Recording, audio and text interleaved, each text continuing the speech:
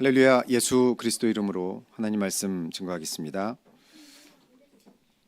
본문 말씀 전도서 5장 1절에서 7절 말씀입니다.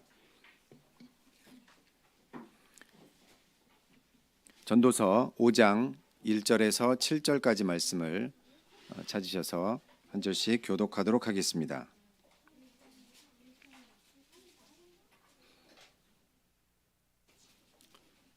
전도서 5장 1절. 너는 하나님의 전에 들어갈 때에 내 발을 삼갈지어다. 가까이 하여 말씀을 듣는 것이 우매자의 제사 드리는 것보다 나으니 저희는 악을 행하면서도 깨닫지 못함이니라.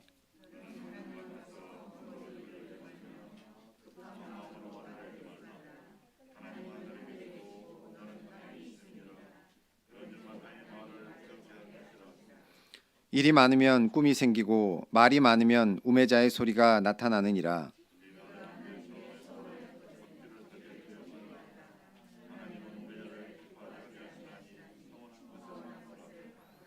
서원하고 갚지 아니하는 것보다 서원하지 아니하는 것이 나으니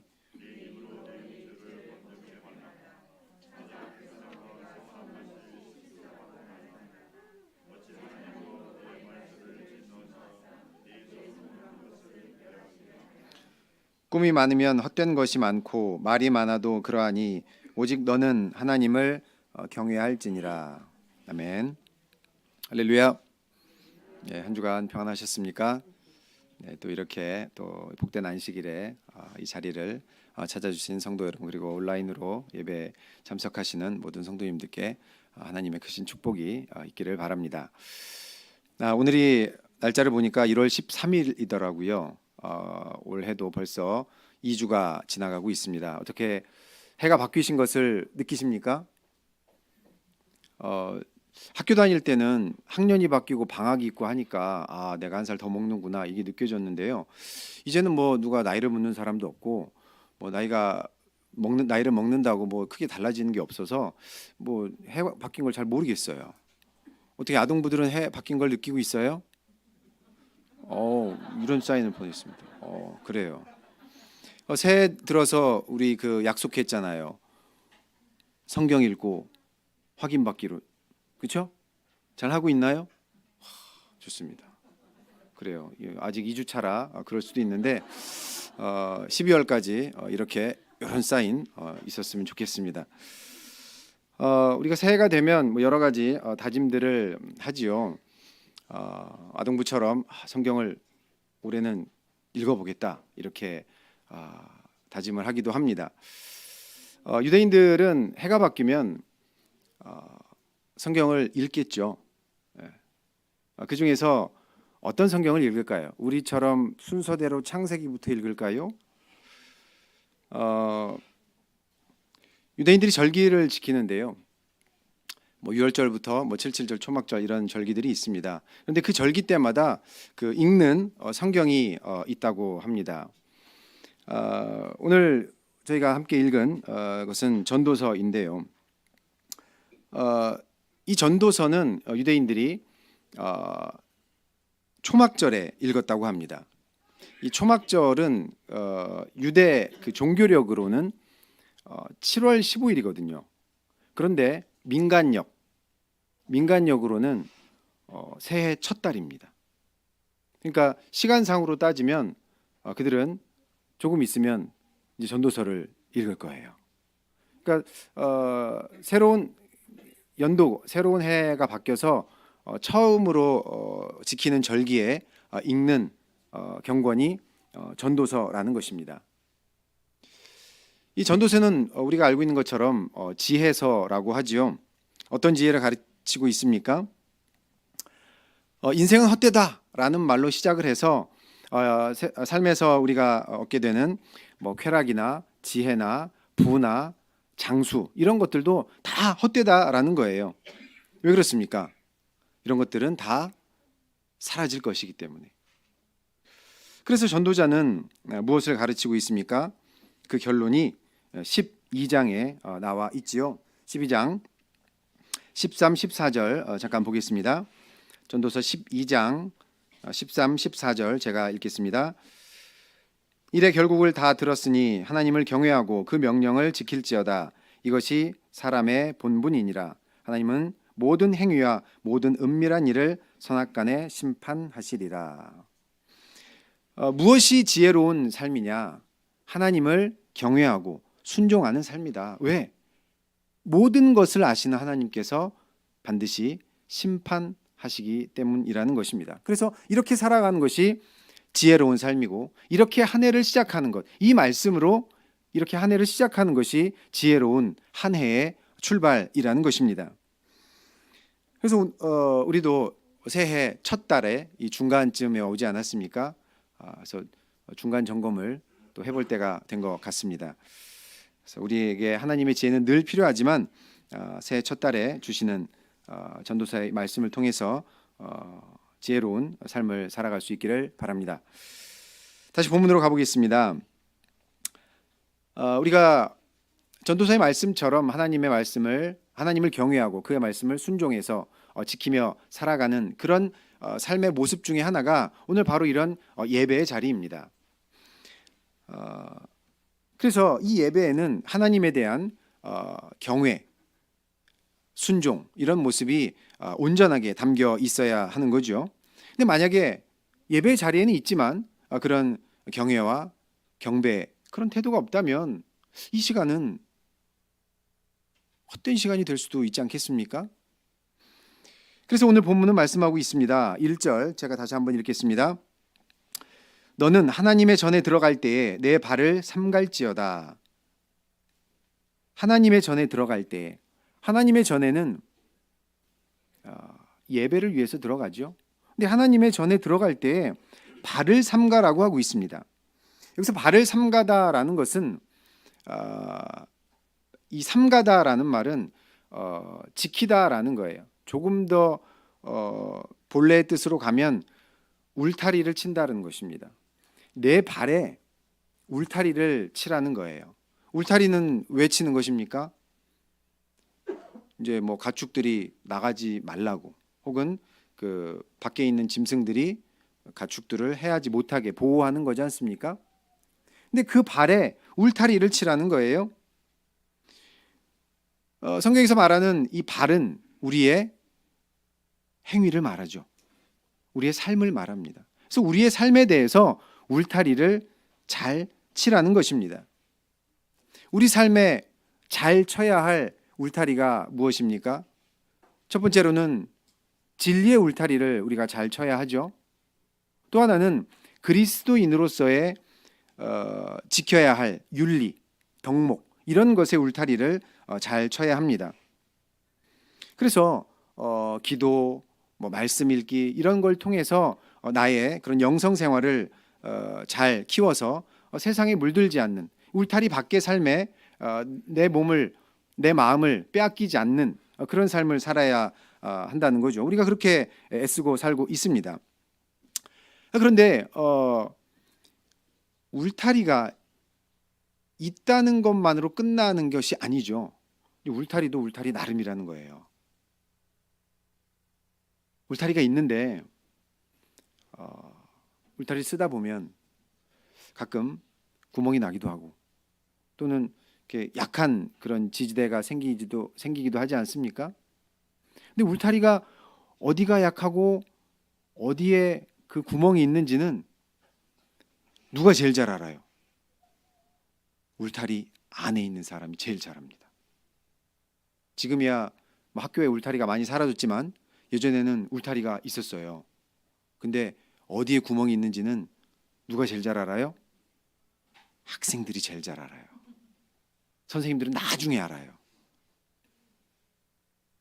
그래서 안 걸리는 게 최고입니다. 몰래 나갔다 와서 안 나갔다 온 척 할 수 있습니다. 우리의 울타리에 대해서는 우리가 제일 잘 알아요. 어디에 구멍이 있는지, 어디가 약한지 잘 알고 있습니다. 그래서 살짝 나갔다 와놓고 안 나갔다 왔던 척 할 수가 있어요. 그러나 하나님은 속일 수는 없지요. 우리가 왜 그런 울타리를 기껏 쳐놓고 어디가 약한지에 대해서 이렇게 기가 막히게 잘할까요? 우리 발이 애초에 잘못됐기 때문입니다. 히브리서 12장 보겠습니다.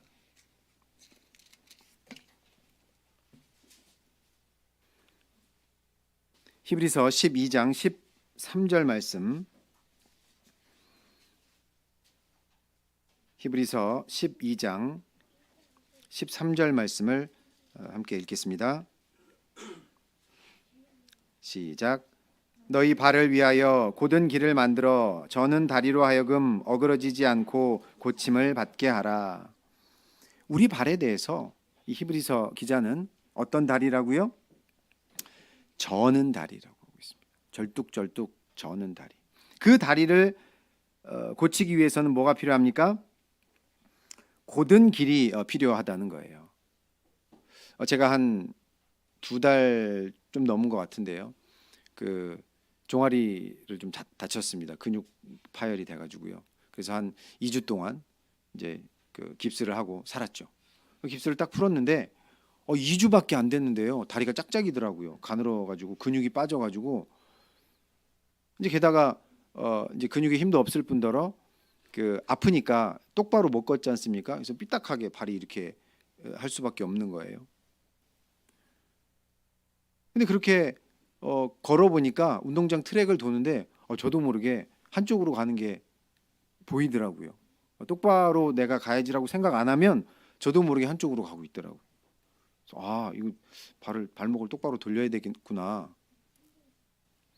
2주만 깁스를 해도요. 발이 이렇게 똑바로 걷는 연습을 해야 되더라고요. 똑바로 걸으려면 곧은 길이 필요합니다. 우리의 곧은 길은 무엇입니까? 우리의 길 되시는 예수 그리스도시죠. 우리가 하나님의 말씀을 통하여 우리가 곧은 길을 갈 수가 있다는 것입니다. 말씀이 우리의 발을 지켜줄 수 있다는 거죠. 그래서 하나님께서는 우리로 실족치 않게 하신다 이렇게 하셨습니다. 그래서 우리가 이 저는 다리를 고침받기 위해서는 그 말씀이 나오는 곳으로 가야 합니다. 바로 예배의 자리인 거죠. 다시 본문으로 가보겠습니다. 그런데요, 이제 5장 1절에 이제 하반절을 보면 가까이하여 말씀을 듣는 것이 우매자의 제사 드리는 것보다 나으니 저희는 악을 행하면서도 깨닫지 못함이니라. 우매자도요, 이렇게 하나님 말씀을 들으러 나온다는 것입니다. 제사를 드린다고 하고 있죠. 예배 행위가 있습니다. 그런데 우매자는 예배의 자리에 참석을 하면서 동시에 악을 행하기도 하죠. 예배도 드리고 악도 행하는 것입니다. 그러면서 자기가 지금 뭘 하는지를 모르는 것이 우매자인 거죠. 그러니까요, 예배에 참석을 한다고 해서 다 지혜자는 아닐 수 있다는 거예요. 예배 누가 참석했는지 안 했는지는 누가 압니까? 그 신도의 책임자가 아시죠? 출석 체크해서 목자님도 아시고. 근데요, 예배에 참석했는지 안 했는지는 우리가 눈으로 확인할 수가 있습니다. 그런데 정말 그 사람이 그 예배 시간에 예배를 드렸는가 안 드렸는가는 그 사람하고 하나님만 아신다는 거죠.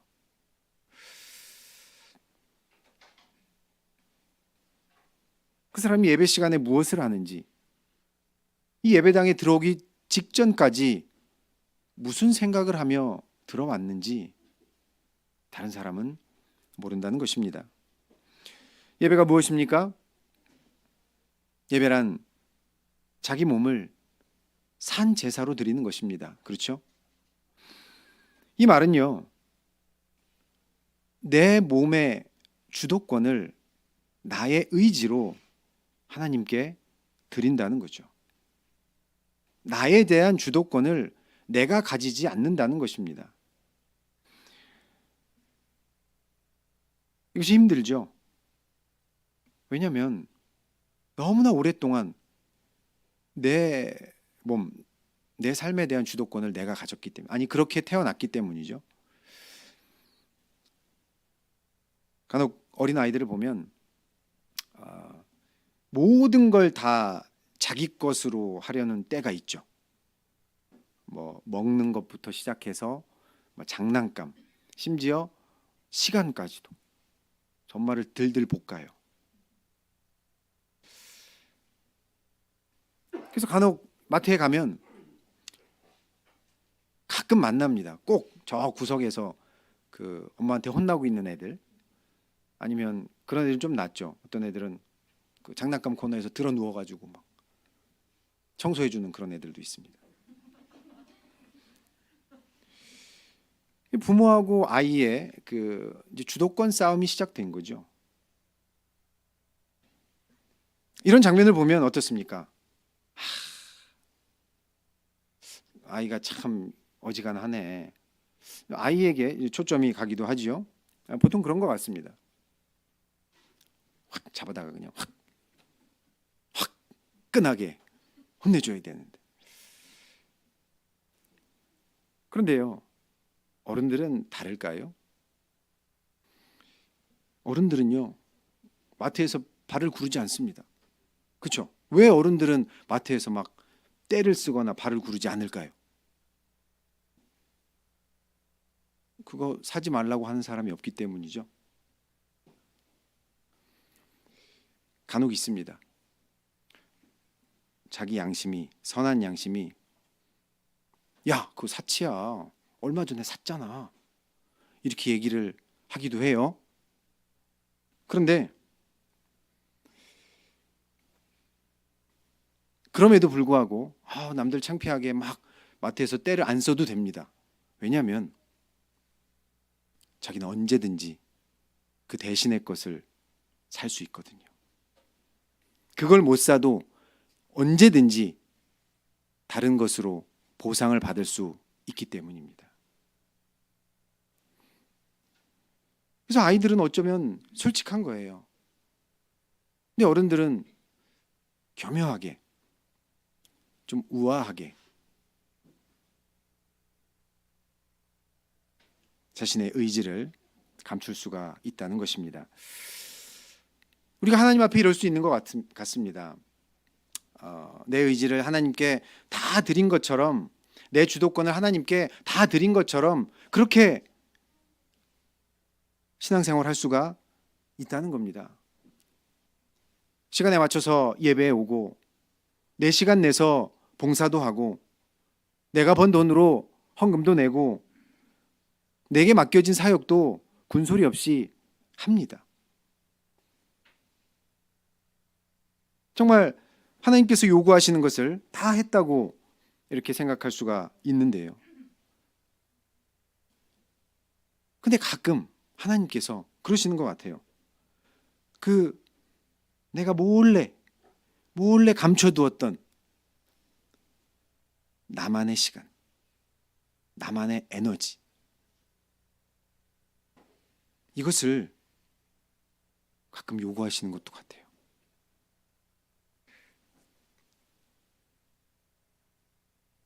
나만 몰래 쓰려고 이렇게 빼놨는데 하나님 그걸 어떻게 아시고 그것까지 내라, 그 시간까지 내라, 이렇게 하시는 때가 있더라는 것입니다.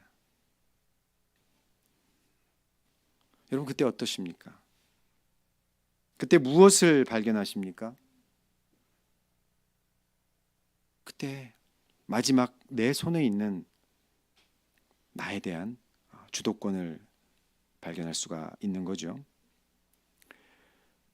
그래서 우리 예배가 헛되지 않으려면 내 의지를 모두 다 돌려드려야 합니다.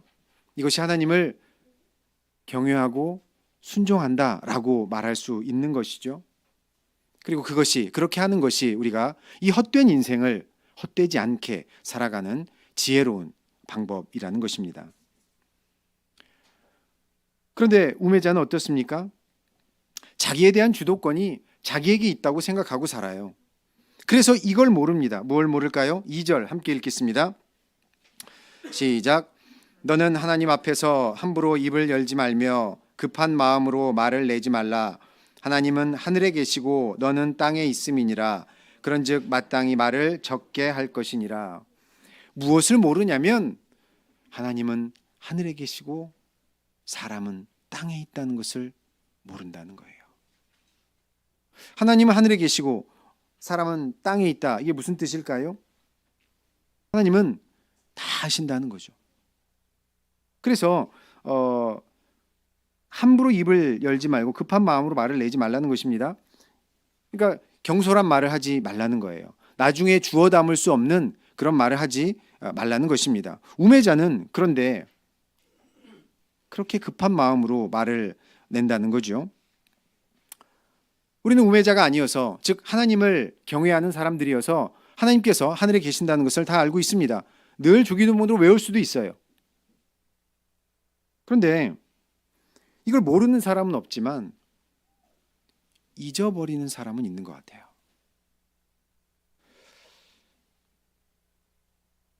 하나님께서 하늘에 계시기 때문에 우리의 모든 행위와 마음을 다 알고 계십니다. 우리의 발이 어디에 가 있는지, 우리의 발이 정말 튼튼한 울타리 안에 있는지, 내가 그 울타리에 어디가 약한 데를 알면서도 그냥 내버려 두는지 아닌지 다 알고 계신다는 것입니다. 그래서 우리가 누구 앞에서 말을 하든 하나님이 듣고 계신다는 그런 생각으로 말하고 행동을 해야 되는 거죠. 제가 학교에 근무하고 있을 때 가끔 이제 쉬는 시간에 이제 교실에 볼 일이 있어, 누군가를 찾을 일이 있거나 교실에 이제 쉬는 시간에 확 들어가면 갑자기 애들이 확 쳐다보면서 분위기가 쎄해집니다. 분명히 막 떠들고 있었는데 제가 뭐라고 하지도 않았는데 저를 보자마자 그냥 갑자기 조용해지는 거예요. 저는 굉장히 무서운 교사가 아니었어요. 뭐 보셔서 아시겠지만. 근데 애들이 야야 하던 대로 해, 괜찮아 괜찮아 해도요 말을 잘 안 하더라고요. 무슨 얘기를 하는지 모르겠지만 뭐 저에 대한 험담을 했는지도 모르겠어요. 근데 어쨌든 잘 안 한다는 겁니다. 그래서 만약 오늘 이 자리에 하나님께서 천사를 보내셔서 한쪽에 딱 앉아 계셔요. 그러면서 여러분에게 여러분 평소대로 하세요. 딱 앉아 있다고 생각해 봅시다. 우리가 평소대로 이야기를 할 수 있을까요? 평소 하던 그런 대화들을 할 수가 있을까요? 안식일 오후에 우리는 신도회를 합니다. 목사님께서 이렇게 한 주에 한 신도회씩 이렇게 들어가시는데요. 뭐 강남은 어떤지 모르겠어요. 근데 아마 대부분의 목사님들은 그러신 것 같아요. 신도들이 막 이렇게 얘기를 하고 있는데 쑥 들어가면 갑자기 신도들이 조용해져. 왜 그럴까요?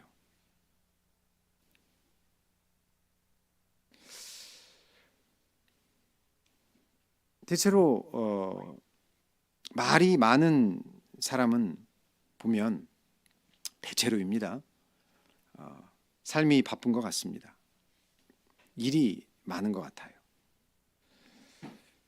근데 일이 많으면 어떻다고요? 3절을 보니까요. 일이 많으면 꿈이 생긴답니다.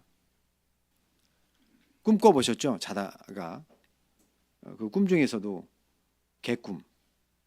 하루에도 몇 개씩 이렇게 꾸고 나면 어떻습니까? 다음 날 막 몸도 피곤하고 괜히 마음이 뒤숭숭하고 그러지 않습니까? 그래서 일이 많은 사람들이 그런 것 같습니다. 삶이 피곤합니다. 복잡하니까 피곤해요. 할 말은 많겠죠. 근데 삶이 단순하지 않고 복잡하다는 거예요. 머릿속에 뭔가 일이 계속 돌아가고 있습니다. 그렇게 일이 많은 삶을, 일이 많은 하루를 보내면 어떻습니까? 항상 후순위로 밀리는 게 있어요. 고개를 끄덕이시는 분들은 저하고 같은 답을 말할 준비가 되어 계신 것 같아요. 일이 바쁘면 바쁠수록, 내 삶이 바쁘면 바쁠수록 항상 후순위로 밀리는 것이 있어요. 기도하고 말씀 읽고.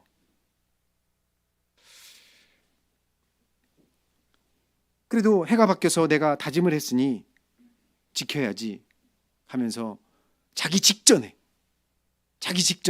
졸린 눈을 비벼가며 성경을 읽습니다. 그럼 아이들이 배웁니다. 아, 성경은 자기 전에 읽는 거구나.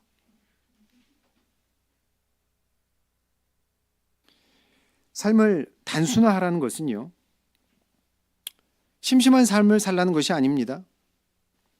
말씀을 묵상할 수 있는 그런 시간을 확보하라는 거예요. 바쁘게 살아야지요. 열심히 살아야 합니다. 그러나 우리가 하루에 단 10분조차 하나님의 말씀을 묵상할 만한 그런 시간이 없을 정도로 물리적인 시간이 아니라 내 마음에 그렇게 복잡한 삶을 산다는 것은 그 삶이 얼마나 금방 황폐해지겠습니까? 성경 인물 중에 이삭을 보면 참 평탄한 삶을 살지 않았습니까? 저는 그 이삭의 그 삶의 장면 중에 그의 삶을 가장 잘 보여주는 한 장면을 꼽으라면 리브가를 만날 때라고 생각합니다. 이삭이 뭐 할 때 리브가를 만났어요? 들에 나가서예요. 들에서 막 일을 하다가 아니라 들에 나가서. 언제요? 아침이었을까요? 점심이었을까요? 저물 때였을까요? 하루가 저물 때 이삭은요, 들로 나갔습니다. 묵상하려고. 이삭이라고 안 바빴겠어요? 일부러 나갔다는 거예요. 하나님을 묵상하는 삶은요, 심심한 삶이 아닙니다. 우리가 이렇게 하나님에 대해서, 말씀에 대해서 묵상하는 시간이 있는 그런 일상을 살아갈 때 목자님이 아니라 하나님이 옆에 계셔도 우리 입에서 부끄러운 말이 나오지 않을 것입니다. 우리는 말로 천냥빚을 갚는다 이런 속담도 있듯이 말로 신뢰를 쌓기도 하고 또 그 신뢰를 허물기도 합니다. 그래서 우리는 말에 대해서 신중하라고 가르치고 본인도 그렇게 살아가려고 하죠. 그런데 정작 소홀한 상대가 있습니다. 그 말에 대해서, 약속에 대해서 소홀해지는 그런 사람이 있어요. 바로 자기 자신인 것 같습니다. 자기에 대해서 약속하고 자기에 대해서 다짐을 하지만 제일 먼저 어기기 쉬운 사람이 자기 자신인 것 같아요. 다른 사람에 대해서는 좀 더 조심을 하는데 정작 자신에 대한 약속과 다짐에 대해서는 그런 것 같습니다. 설령 1년 전만 해도 눈물 콧물 쏟아가면서 내가 이렇게 살지 않으리 했다가도 시간이 지나면 또 잊어버리게 되는 것 같습니다. 뿐만 아니라 우리가 하나님에 대한 기도를 생각할 때도 그런 것 같아요. 여러분 혹시 하나님 앞에 기도하면서 하나님 제가 이렇게 하겠습니다. 다 기억하십니까?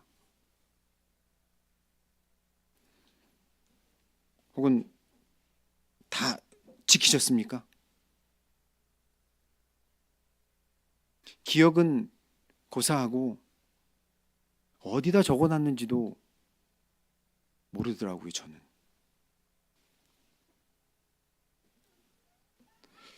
그래서 누군가 제가 성령으로 막 기도할 때 녹음했다가 그걸 통역할 수 있는 기술이 있다면, 그래서 나중에 틀어주면 정말 부끄러워서 쥐구멍보다 더 작은 데라도 숨어 들어갈 수 있을 것 같더라고요. 그런데 그런 모든 기도를 토시 하나 틀리지 않고 심지어 그때의 감정까지도 다 기억하고 계신 분이 바로 우리 하나님이시라는 거죠. 하나님 하늘에 계십니다. 이것이 우리가 하나님의 차이라는 거죠. 그래서 우리는 특별히 이 말에 대해서 더욱 신중해야 합니다. 하나님께 드리는 이 말에 대해서 신중해야 되죠. 어떤 말씀입니까? 4절, 5절 함께 읽겠습니다.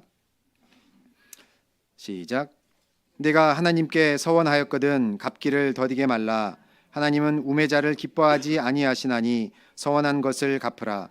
서원하고 갚지 아니하는 것보다 서원하지 아니하는 것이 나으니. 아멘. 하나님께서 특별히 우리가 하는 그 말에 대해서 관심을 가지는 것이 있는데요.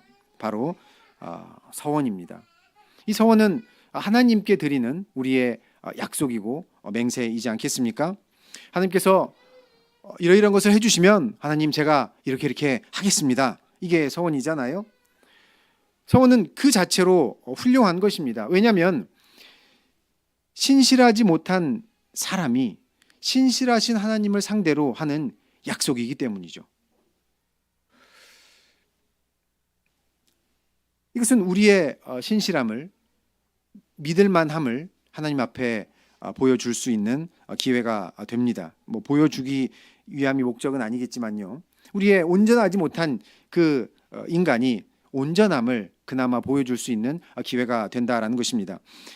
이 서원을 민수기에서는 이렇게 표현하고 있는데요. 우리가 민수기 30장 보겠습니다. 민수기 30장 2절입니다.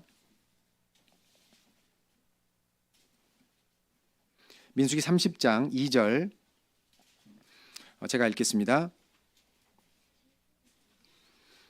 사람이 여호와께 서원하였거나 마음을 제어하기로 서약하였거든 파약하지 말고 그 입에서 나온 대로 다 행할 것이니라. 서원하였거나, 서원이라는 것은 내가 이러이러한 것을 하겠다라는 약속이죠. 그 다음에 마음을 제어한다는 것은 내가 이러이러한 것을 안 하겠다라는 것입니다. 제어하다라는 것은 이렇게 묶어두는 거예요. 속박하는 겁니다. 자기의 마음을 이렇게 꽉 묶어두는 것입니다. 그런데 서원이라는 것도 그렇잖아요. 서원은 내가 뭔가를 하겠다는 건데 뭐 우리가 아무나 언제든지 할 수 있는 걸 서원하진 않지 않습니까? 그래서 이 서원에도 내 마음을 묶어둘 필요가 있다는 겁니다. 하기로 한 것을 하기 위해서 하지 말아야 할 것을 묶어두는, 마음을 묶어두는 그런 게 필요한 거죠. 한나의 경우로 보면 아들이 없어서 굉장히 통곡하지 않았겠습니까? 그런데 하나님께 기도하고 서원함으로써 그 슬픔을 씻었는데요. 그녀가 한 서원이 무엇입니까? 아들이 없어서 한 기도였는데 아들을 주시면 내가 하나님께 바치겠습니다. 이것은 뭐예요? 정말 그 아들이 태어난다면 한나는 그동안 받았던 모든 서름과 고통을 한을 씻을 수 있는 기회가 되는 건데 그 아들을 하나님께 바치겠다고 하니 얼마나 그 마음을 묶어둬야겠습니까? 인간적으로 그 아들이 얼마나 정말 옆에 끼고 살고 싶었겠어요. 그런데 그 마음을 이렇게 묶어두고 하나님께 서원을 했다라는 거죠. 서원이라는 것은 나의 의지, 나의 주도권을 포기하는 것입니다. 뭐 일정 기간 어떤 한 부분에 대한 것일지언정 그렇다는 거죠. 그래서 우리가 항상 주도권을 하나님께 돌려드리는 일은 쉽지 않습니다. 한시적으로 드리는 그 서원조차도 쉽지가 않다는 거죠. 그래서 하나님은 이 서원을 기뻐하시는 거죠. 그래서 우리는 그 서원을 반드시 지켜야 합니다. 안 지키면 어떻게 될까요? 다시 본문으로 가보겠습니다. 6절 말씀 함께 읽겠습니다. 시작. 내 입으로 내 육체를 범죄케 말라. 사자 앞에서 내가 서원한 것이 실수라고 말하지 말라. 어찌 하나님으로 내 말소리를 진노하사 내 손으로 한 것을 멸하시게 하랴. 안 지키면 하나님께서 진노하신다고 하고 있습니다. 또 다른 신명기 말씀에는 더디게 갚는 것도 죄라고 이렇게 말씀하고 있습니다.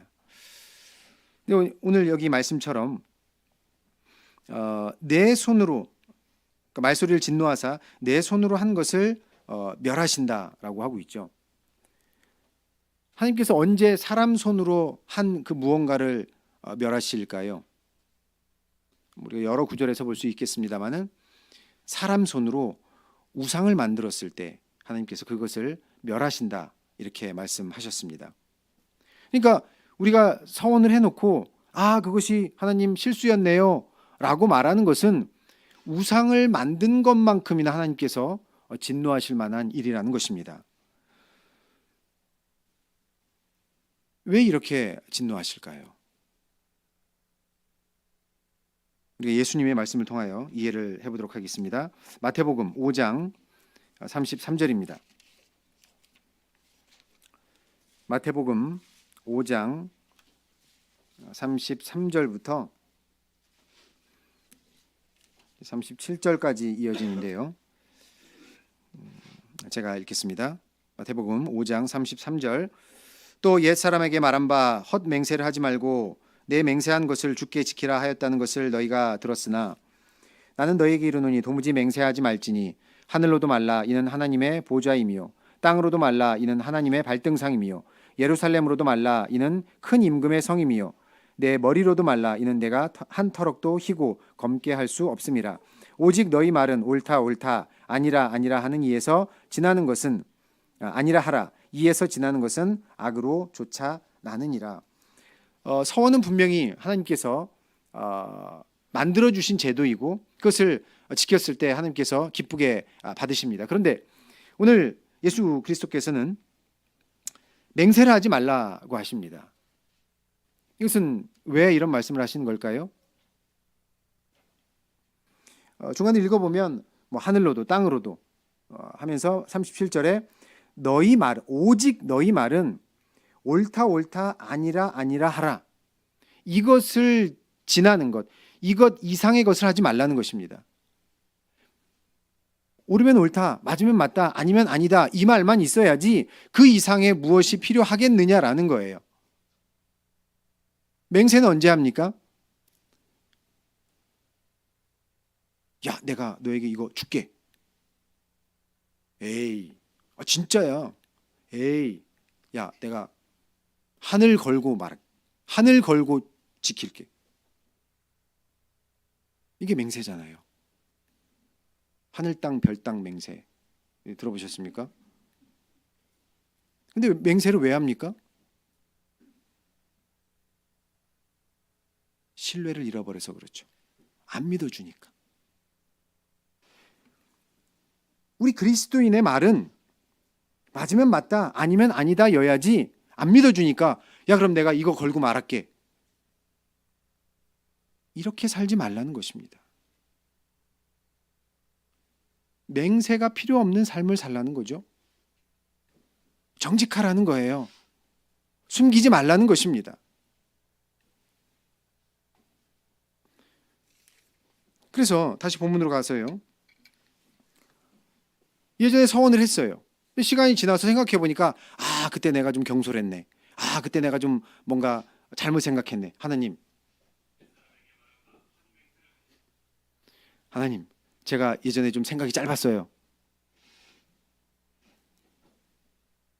그럼 어떡합니까? 그래도 지키라는 것입니다. 만약에 안 지키면요. 다음에 서원할 때 하나님이 뭘 하실까요? 너 지난번에 안 지켰잖아.